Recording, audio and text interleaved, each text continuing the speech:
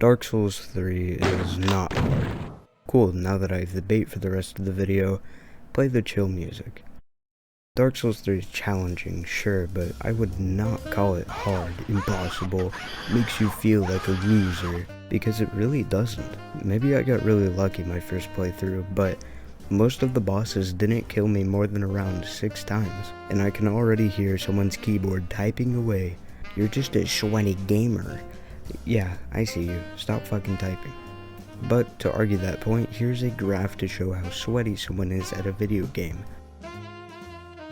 On this side, we have the real men of the pack, the real gamers of society represented by Tyler Ninja Blevins. Here we have the opposite, represented by your 8-year-old cousin that says he's good at Smash only to get fucked every game by Donkey Kong. After doing hours and hours of research, I have concluded that Ninja would die around 2 times before beating a boss, and your cousin would die around 18 times. If I were to place myself in here, it would be around right there. I don't chug G Fuel like it's my last day on Earth. Learn how to drink G Fuel real fast in Fortnite?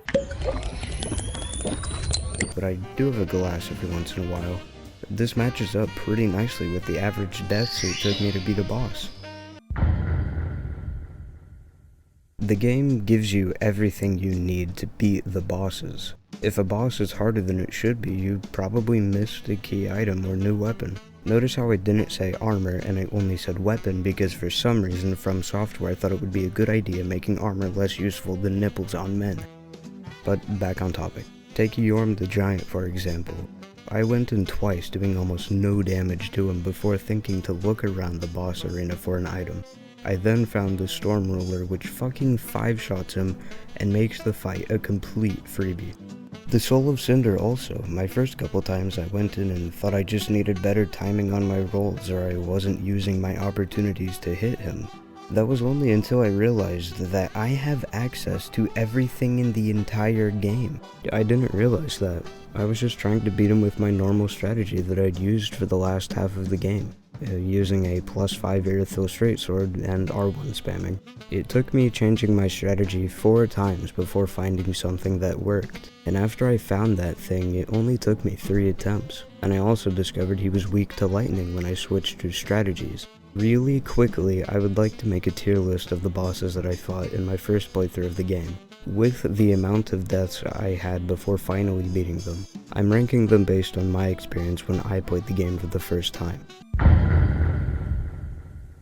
Gundyr is very easy, he has greatly telegraphed moves and does moderate damage. I died once to him. Vort is also fair, but just move the fuck out of the way when he goes wild in the second phase. I died 6 times in this fight. The Curse-Rotted Greatwood is a challenging boss fight that I could not get down for the life of me on my first playthrough. I died 8 times from this guy. Crystal Sage is really easy, I think anyone with half a brain cell could beat her. I died once in this fight. The Undead Legion boss fight is pretty easy, I only died 3 times to them, and on my first try I got into the second phase already.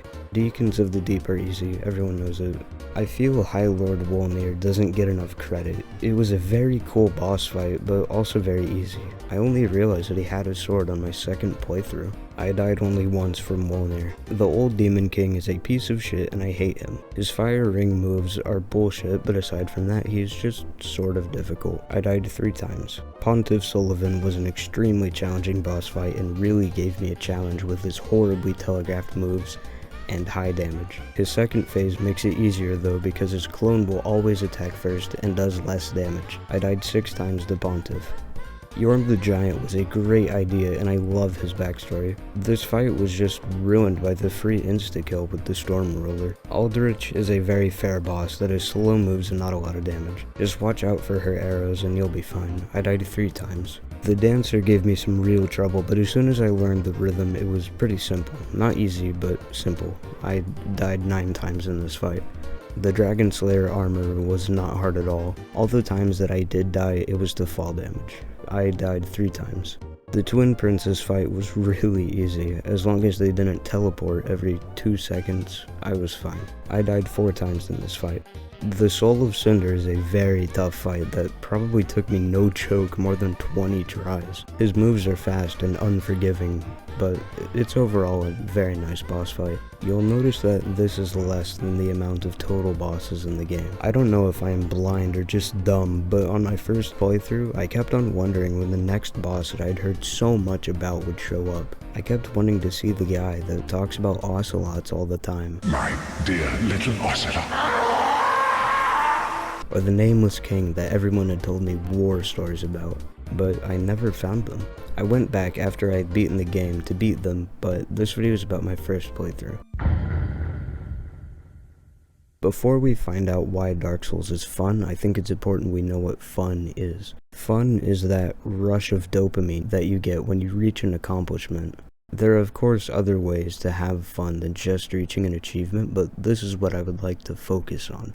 Dark Souls has mastered giving you that dopamine rush every time I perform a perfect roll and dodge the attack, or just seeing that boss health bar go down. Every time I light a new bonfire, discover a new location, beat that one NPC that wiped the floor with me 2 minutes ago, I have fun. And I don't know if you've played the game, but that is basically the entire game. So by extension, the entire game is fun.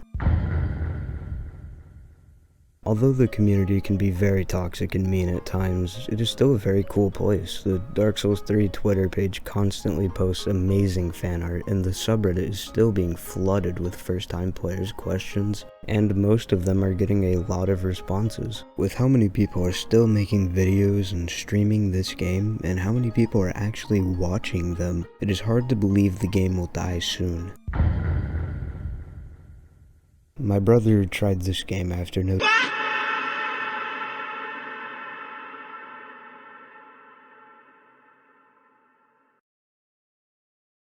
In Dark Souls 3, there is a guy that you can either save or kill. Your first time playing, you would think, if I kill him, I'll get an undisclosed amount of souls, and if I save him, I won't know what I'm getting. So then you are faced with the tough decision, do you kill him or save him? And you are the one that has to make the decision. My brother asked me which one was better, and I simply said that I didn't know, and that he would just have to go with one or the other. He refused that answer and went on to Google to search it up. But at that point, are you even playing the game? I mean, you didn't make the choice. At least to me, half the fun of games like these is deciding if I want to do something or not, if I want to kill someone or not. I like having these choices in the game. Being able to decide if I want patches in Firelink Shrine or if I want the dog shit ring he drops is really cool, but usually you won't know if you will get anything. Not knowing what will happen after your actions is fun to me. I'm like a decade late to this game franchise, and I feel like I missed nothing because this game allows you to play it how you want to play it, and not how everybody else does. The way my friend had told me he played it, or the way I watched that one guy on YouTube play it, was nothing like how I played it, and thus made my playthrough seem like I was playing a completely different game. You can halfway upgrade every new thing you get and swap weapons every 4 seconds, or you can upgrade one weapon and go through the whole game with it. There's so many different things to do that it's hard to just say that I enjoy it after my first playthrough. I missed a ton of secrets, some optional bosses which I went back and beat.